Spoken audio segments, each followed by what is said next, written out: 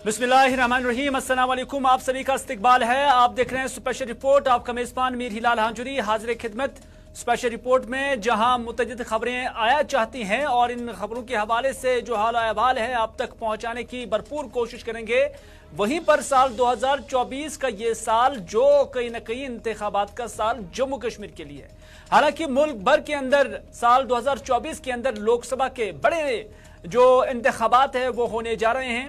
हालांकि अभी नोटिफिकेशन जारी नहीं हुआ है, लेकिन साल के इब्तिदाई महीनों के अंदर ये इंतखाबात पूरे मुल्क के अंदर मुनक्कद किए जाएंगे और मुल्क की तरह जम्मू कश्मीर के अंदर ये इंतखाबात होंगे।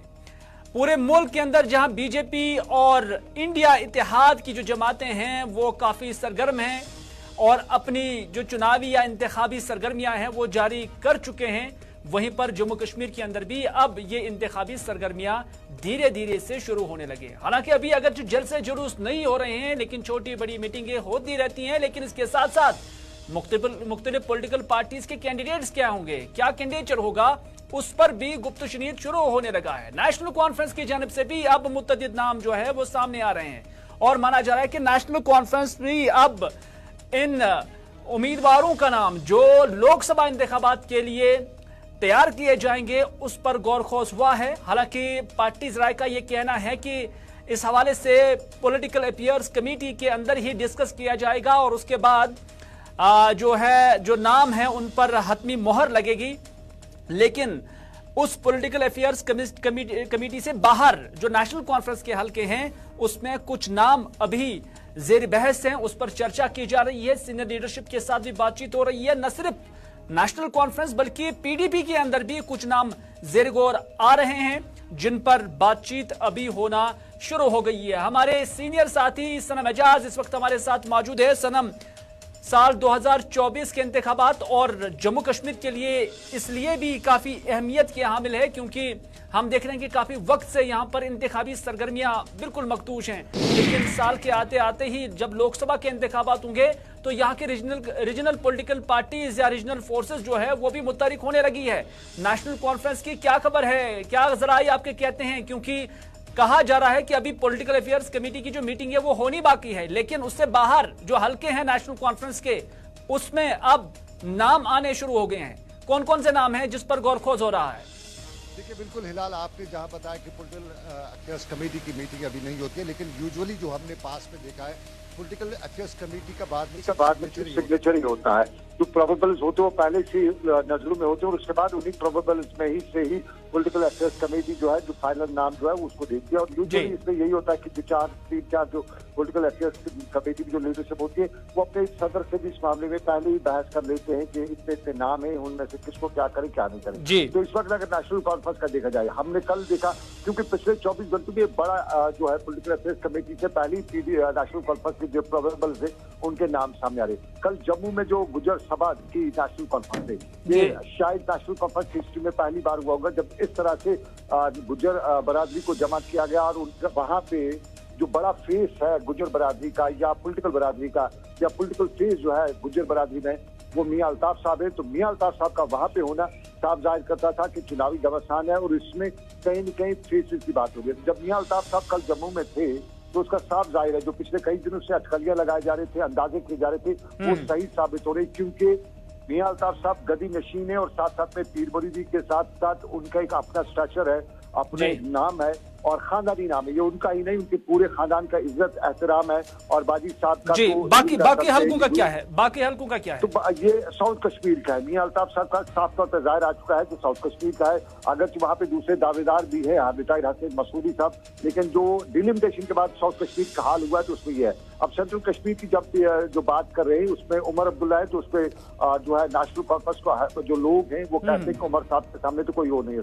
लेकिन सबसे इंपॉर्टेंट जो नेशनल कॉन्फ्रेंस हॉट क्वार्टर्स में वो नॉर्थ कश्मीर, यहाँ पे जो हमारे सोर्सेज हैं कि प्रोबेबल्स को जब ढूंढा गया तो प्रोबेबल्स में पहली नजर जो है आगार उल्ला पे पड़ी, तो आगार उल्ला के हवाले से यही जवाब आया कि नहीं, वो एक्टिव पॉलिटिक्स में फिलहाल हिस्सा नहीं ले रहे हैं। तो साफ जाहिर है जब वो खुद इंटरेस्टेड नहीं है तो उसके बाद चौधरी रमजान की बात भी की गई और चौधरी रमजान ने भी बताया कि उम्र के उस हिस्से में हूँ जहाँ पे आप मुझे स्टेट पॉलिटिक्स पे ही नजर रखा हूँ, तो चौधरी रमजान भी वहां से थोड़ा सो गए।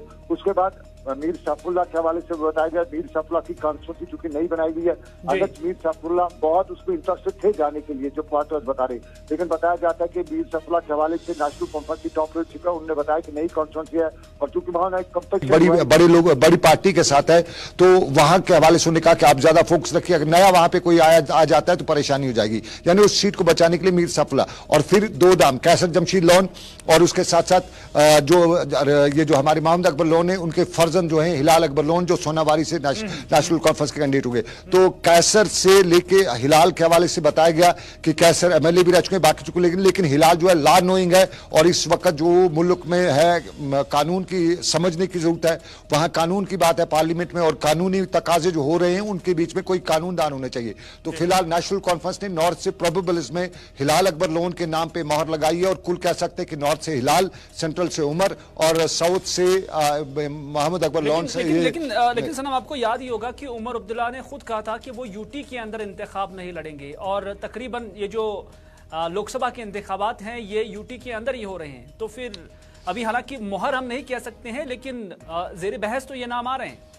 देखिए, बिल्कुल आपने उमर अब्दुल्ला के हवाले से ये सवाल पूछा, क्या उमर अब्दुल्ला जब बता चुके मैं यूटी के अंदर हूं तो इलेक्शन नहीं लड़ूंगा, लेकिन उन्होंने अगर जो बताया, उन्होंने बताया कि मैं यूटी के अंदर स्टेट के जो असम्बली के इलेक्शन है जम्मू कश्मीर यूटी में नहीं लड़ूंगा, मैं स्टेट में लड़ूंगा। ये उन्होंने पार्लियामेंट, चूंकि इंतखाबात जो है प्रोबेबल जो है ये पार्लियामेंट के लिए, तो पार्लियामेंट के हवाले से इसमें और इसमें बहुत फर्क है। तो उमर ने जो यूटी की बात की है कि मैं यूटी में इलेक्शन नहीं लड़ूंगा, वो जम्मू कश्मीर की असम्बली के इंतखाबात जो होंगे वो अगर यूटी यहाँ पे होती है तब उमर नहीं लड़ेंगे, अगर तब तक स्टेट बनी होती है तो उमर यूटी के इलेक्शन भी लड़ सकते हैं।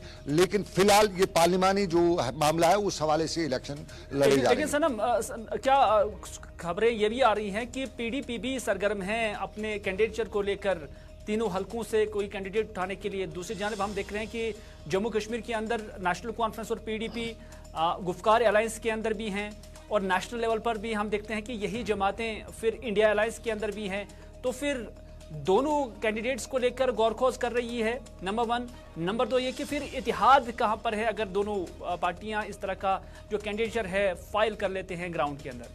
देखिए, ये ना तो कैंडिडेट फाइल हुए हैं ना ये फाइनल है, ये दोनों चीजें हम कर रहे हैं। लेकिन एक चीज है, जब तक गुपकार अलायंस के हवाले से कोई फैसला नहीं होता है, जो अलायंस इनका अपना पीडीपी एनसी का, तब तक ये प्रोबेबल्स हैं। और इसमें इंपॉर्टेंट बात यह है, महबूबा मुफ्ती बहुत ज्यादा है इतिहाद के हवाले से, वो सीरियस है, और फारूक अब्दुल्ला वो बहुत सीरियस है इतिहाद के हवाले से।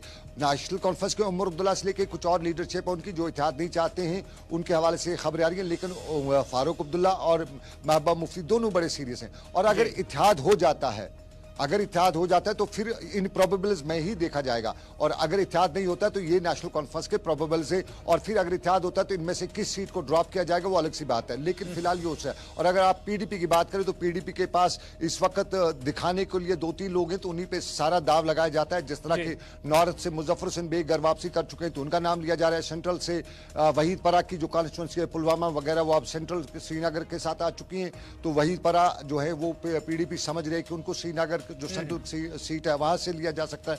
और खुद महबूबा मुफ्ती चूंकि उसका साउथ का बेल्ट स्ट्रांग रहा है यूजुअली, और वो खित्ते पीर पंचाल में भी काफी स्ट्रांग नजर आ रही हैं, तो महबूबा मुफ्ती जो है वो अपना दाव जो है वो साउथ कश्मीर पे खेलने का है। लेकिन ये सभी प्रोबेबल्स हैं। अगर इसमें इंपॉर्टेंटली अलायंस की कोई बात हो जाती है तो कौन सीट किसको दी जाती है, वहां पे उस तरह का फिर वो कैंडिडेट होगा। मान लेते हैं अगर हम नॉर्थ की बात करें, बिल्कुल हम कह सकते हैं कि अभी दिल्ली दूरस्थ, क्योंकि अभी ये फाइनल डिसीजन नहीं है, लेकिन ये प्रोबेबल्स है, जैसा कि आपने खुद भी कहा है, नेशनल कॉन्फ्रेंस हो, पीडीपी हो, उनके हलकों के अंदर इन नामों को लेकर गुफ्तशीनीत हो रही है। सनम एजाज, आपका बहुत बहुत शुक्रिया हमारे साथ बात करने के लिए और अपना नुक्ते नजर रखने के लिए, और जरा के हवाले से जो खबरें आ रही हैं वो हमारे नाज़रीन के साथ शेयर करने के लिए। ये भी जो नाम है इस हवाले से जो लीडरान है, पार्टी लीडरान है, उनका कहना है कि वो पॉलिटिकल अफेयर्स का जो मंच है या पॉलिटिकल अफेयर्स की जो मीटिंग है उसमें ही जो है फाइनल डिसीजन लेंगे, और उसके बाद हतमी नामों का जो है वो ऐलान किया जा सकता है। लेकिन फिलहाल ये ऐसे नाम हैं जो अभी इस सियासत के अंदर, इस इंतखाबी माहौल के अंदर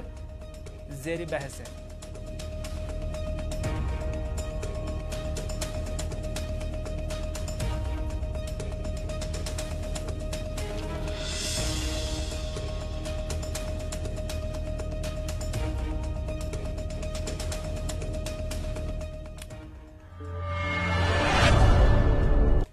कश्मीर में जहां रीजनल पार्टियां जोर पकड़ी हुई हैं और उसके साथ साथ अपनी सरगर्मियां जारी रखी हुई हैं, वहीं पर जम्मू के अंदर भारतीय जनता पार्टी भी सरगर्म है।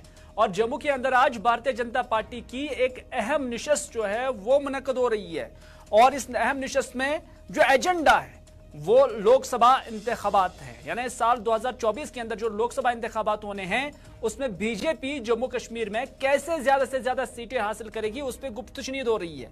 और ये मीटिंग तब हो रही है जब बीजेपी के अंदर ये भी मामलात उठ रहे हैं कि बीजेपी ठीक तरह से डिलीवर नहीं कर पाई है, लेकिन उसके बावजूद पार्टी का स्टैंड और प्लानिंग क्या रहेगी उस पर आज यहां पर बात हुई है, सीर हासिल बहस हुई है।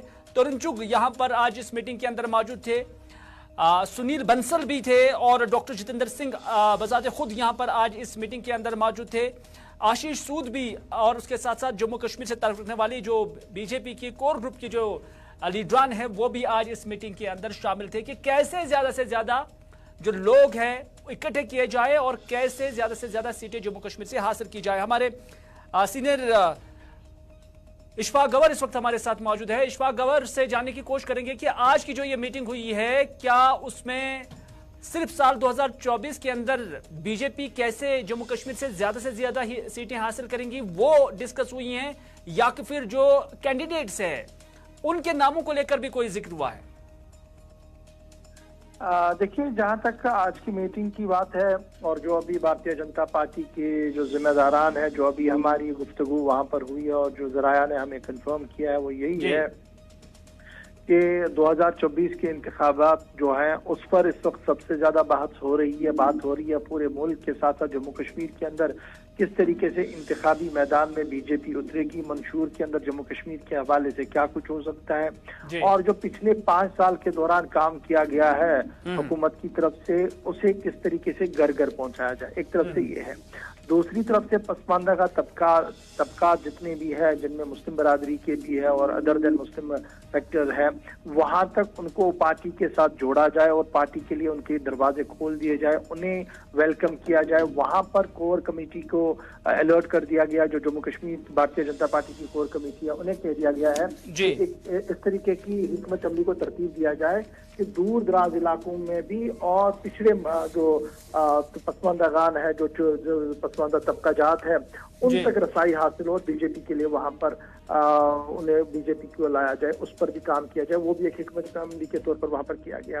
फिर सबसे बड़ा मामला है कि वज़ीर-ए-आज़म साहब का दौरा है, उस पर भी एजेंडा के अंदर गुफ्तगू हुई है कि वज़ीर-ए-आज़म साहब ने जो तरक्याती प्रोजेक्टों का इफ्तिताह करना है उस पर कहां पर किस तरीके से बीजेपी अपने तरीके से बड़े इज्तिमात करने जा रही है। और फिर दाखिला वजीर साहब की भी तवक्को है कि वो दोबारा से जम्मू कश्मीर का दौरा करने जाने। तो कुल मिलाकर जहां पार्टी अफेयर्स को चलाने की बात हो रही है, 2024 के इंतखाबात की बात हो रही है, वहीं पर यह भी अलार्मिंग बेल ये है कि शायद लोकसभा के साथ साथ स्टेट असेंबली के भी इंतखाबात हो, अगर ये दोनों तरह से किए गए हैं और मरकज ने इस तरीके का कोई फैसला दिया तो हिकमत अमली क्या कुछ रहेगी, कौन से क्वार्टर्स हमारे मजबूत है, कौन से क्वार्टर्स हमारे मजबूत नहीं है बीजेपी के अंदर, उन्हें किस तरीके से मजबूत किया जाएगा, इस पर अभी जो है वो हिकमत अमली बनाई जा रही है।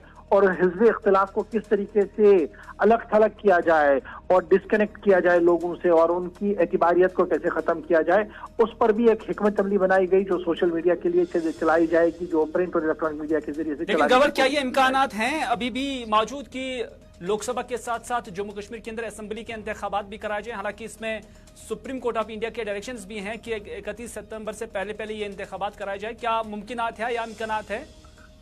देखिए, 2-3 फैक्टर्स बड़े इंपॉर्टेंट है जो इसकी ओर ज्यादा पंप कर रहे हैं। ये कि फिर अगर आप थोड़ा सा डिले करते हैं तो फिर अमरनाथ यात्रा है और फिर यात्रा का मतलब आपका 1.5 महीने का सीधे से वक्फा है जब आप कुछ नहीं कर सकते हैं। तो उसके बाद जब आप देखेंगे तो फिर मौसम का मिजाज और 10 तरह की चीजें रहती हैं। लेकिन कई बार ऐसा हुआ है कि जब लोकसभा के इंतखाबात और स्टेट असेंबली के इंतखाबात बहुत सारी रियासतों के साथ साथ साबिका रियासत जम्मू कश्मीर के अंदर भी हुए हैं, शायद अब की बार जो वेव बन रही है मुल्क के अंदर, जिस तरीके से अभी देखा जा रहा है कि एक दोबारा से वज़ीर-ए-आज़म नरेंद्र मोदी का एक माहौल बन रहा है, शायद जम्मू कश्मीर को भी उसी माहौल में लेने की कोशिश की जाएगी, उस पर भी चर्चा हो रही है। लेकिन फाइनल डिसीजन आना बाकी है। पार्टी अपने तरीके से गियर अप हो रही है हर महाज पर चुनाव लड़ने के लिए। बहुत बहुत शुक्रिया। इशफाक गौहर हमारे एग्जीक्यूटिव एडिटर हमारे साथ बात कर रहे थे। और जम्मू के अंदर आज जो भारतीय जनता पार्टी की मीटिंग थी उसके अंदर एजेंडा क्या था और किन नुक्तों पर यहां बात हुई है। स्टेट असेंबली इलेक्शंस कहीं लोकसभा के साथ ना करा जाए और अगर जरूरत पड़ी तो उसमें पार्टी की स्ट्रैटेजी क्या रहेगी, उस पर भी गुफ्तगू हुई। काफी अहम मालूमात जो आपके साथ हमने शेयर किए हैं। तो कुल मिलाकर इंतखाबी माहौल जम्मू के कश्मीर के अंदर बन रहा है और इस इंतखाबी माहौल के अंदर जो सूरत हाल है वो यही बता रहा है कि सभी पार्टियां अब इसके लिए मुत्तहरिक हो चुकी हैं।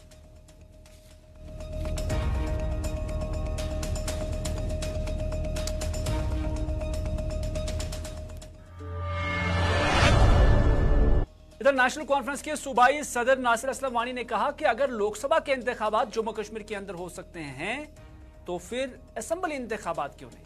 हालांकि नासिर असलम वानी का कहना है कि उन्हें लग रहा है, उन्हें उम्मीद है कि मरकजी सरकार और इलेक्शन कमीशन जम्मू कश्मीर के अंदर लोकसभा इंतखाबात के साथ साथ जो रियासती इंतखाबात है जिसे असेंबली इंतखाबात कहते हैं वो भी कराएं। उनका मानना है, यानी नासिर असलम वानी का कहना है कि उन्हें ये उम्मीद है, बाकी ये मरकजी सरकार के हाथ में है कि वो ये इंतखाबात कब कराएं। तो कहीं ना कहीं जहां इशफाक गौहर भी बता रहे थे कि बीजेपी की मीटिंग के अंदर भी ये सारी चीजें अभी डिस्कस हो रही थी, तो वहीं पर जो नेशनल कॉन्फ्रेंस है, रीजनल पार्टीज है या जो गैर भारतीय जनता पार्टी या गैर एनडीए पार्टियां हैं, उनके हलकों में भी ये बात अभी जेर बहस आ रही है। तो इस वजह से उन्होंने कहा कि नेशनल कॉन्फ्रेंस जल्द ही लोकसभा के लिए जो उम्मीदवारों का ऐलान है वो भी करेगी और पार्टी जल्द ही पार्लिमानी कमेटी में ये तय करेगी और उम्मीदवारों का ऐलान भी किया जाएगा। हालांकि सनम एजाज अभी बता रहे थे कि कुछ नाम आ रहे हैं, लेकिन नासिर असलम वानी का कहना है कि वो इस हवाले से अभी मीटिंग करेंगे और उसमें जो नाम आ जाएंगे जिसपे मोहर लगेगी वही नेशनल कॉन्फ्रेंस की तरफ से उम्मीदवार भी होंगे। और उन्होंने नेशनल कॉन्फ्रेंस को एक तहरीक भी करार दिया। उन्होंने कहा कि वो आज ही नहीं बल्कि 1931 से इस तंजीम पर मुखालफिन तनकीद करते नजर आ रहे हैं।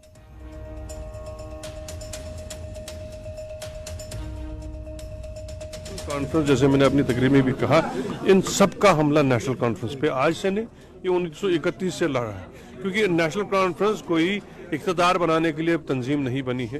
ये एक अवामी तहरीक शेर कश्मीर ने उस वक्त शुरू की थी, जिसका खालिसन मकसद ये था कि यहाँ की आवाम की खिदमत की जाए। आज भी कोई इलेक्शन की बात नहीं है, कोई वोट अभी डालना नहीं है, हमको अभी इलेक्शन शेड्यूल का पता नहीं, लेकिन अवामी राब्ता हमने कभी छोड़ा नहीं। और आज भी अगर हम यहाँ मिल रहे हैं तो हमने यही तनकीद की है लोगों को, अपने साथियों को, अपने अहदेदारों को, कि आप आवाम से ज़्यादा जुड़ के रहिए, उनकी मुश्किलात देखिए, वही हल करना हमारा फ़र्ज़ है। हम अपना काम करते रहेंगे, उनकी उन बातों पे तबसरा करने की कोई खास ज़रूरत नहीं है। इलेक्शन का अलग एक माहौल है, लेकिन ये हम काफ़ी सालों से देखते आ रहे हैं कि हमको मज़हब के नाम पे, रीजन के नाम पे, सब रीजन आइडेंटिटीज़ के नाम पे, मज़हब के अंदर फ़िरक़ों के नाम पे हर तरह से बांटने की कोशिश की जा रही है। वो सिर्फ जम्मू कश्मीर नहीं, पूरे मुल्क में हमको देखने में मिला। जवाब आवाम देगी, मुझे पूरा यकीन है। अल्लाह ताला ऐसा फैसला करेगा और आवाम ऐसा फैसला सुनाएगी इनको कि इनके होश ठिकाने आ जाए। देखिए, बहुत बदकिस्मती की बात है, हम लोग कोशिश कर रहे थे कि किसी तरह से हमारी पावर की जो कैपेसिटी है वो बढ़े, क्योंकि यहाँ पूरा नहीं हो पाया। ये मेरी सोच से बाहर है कि हमारी जब खुद पावर डिफिसिट है, हम दूसरी रियासतों को 40-40 साल की लीज पे कैसे पावर दे सकते। किस तरह के होंगे? अच्छे कैंडिडेट होंगे जो आवाम में मकबूल हो और जिनको आवाम एतमाद देगी। पार्टी जल्द ही इस बारे में फैसला करेगी, मुझे पूरी उम्मीद है। और अगर पार्लियामेंट का इलेक्शन हो सकता है तो असेंबली का उसके साथ क्यों नहीं हो सकता, ये एक सवाल आपको उनसे पूछना चाहिए। और ये भी बड़ी अजीब सी बात है कि अब सुप्रीम कोर्ट को इंटरफेयर करना पड़ा और उनकी डायरेक्शन आई है इलेक्शन कमीशन तक कि आप ये करिए। उन्होंने सितंबर तक टाइम दिया है, लेकिन पार्लियामेंट का इलेक्शन जल्दी होने वाला।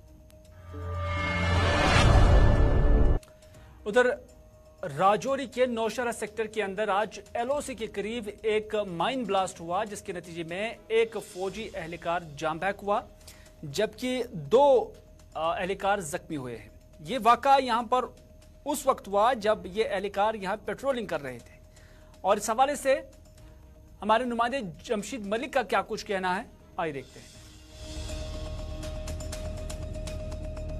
लाइन ऑफ कंट्रोल पर धमाके में एक फौजी जवान जाँ बाग, 2 दीगर जख्मी हुए। जराये के हवाले से मिली खबर के मुताबिक नौशहरा के किलाल इलाके में आज सुबह उस वक्त एक जोरदार धमाके की आवाज सुनाई दी गई जब फौजी जवान पेट्रोलिंग पर थे और जोरदार धमाके की आवाज आई है, जिसमें एक फौजी जवान जाँ बाग हुआ और दीगर 2 जख्मी हुए और जख्मी को एयरलिफ्ट कर उधमपुर हॉस्पिटल पहुंचाया गया। जराये के मुताबिक आज सुबह लाइन ऑफ कंट्रोल के नजदीक किलाल इलाके में धमाके के बाद पूरे इलाके में सनसनी सी फैल गई, क्योंकि काफी अरसा के बाद लाइन ऑफ कंट्रोल के नौशहरा इलाके में धमाके की आवाज सुनाई दी गई है, क्योंकि लाइन ऑफ कंट्रोल का ये वो इलाका है जो हिंदुस्तान और पाकिस्तान की अफवाज के दरमियान होने वाली फायरिंग के साथ काफी मुतासर रहते थे। मगर पिछले 2 अरसा से ज्यादा के वक्त में ना जंग माहिदे के बाद हालात काफी बेहतर हुए हैं, जहां लोगों ने राहत की सांस ली है, मगर जमीन बहुत धमाकों का सिलसिला लगातार देखने को मिल रहा है। जहां आज एक और खबर नौशहरा के किलाल इलाके से सामने आई है, जहां पेट्रोलिंग के दौरान एक जोरदार धमाका हुआ और धमाके में एक फौजी जवान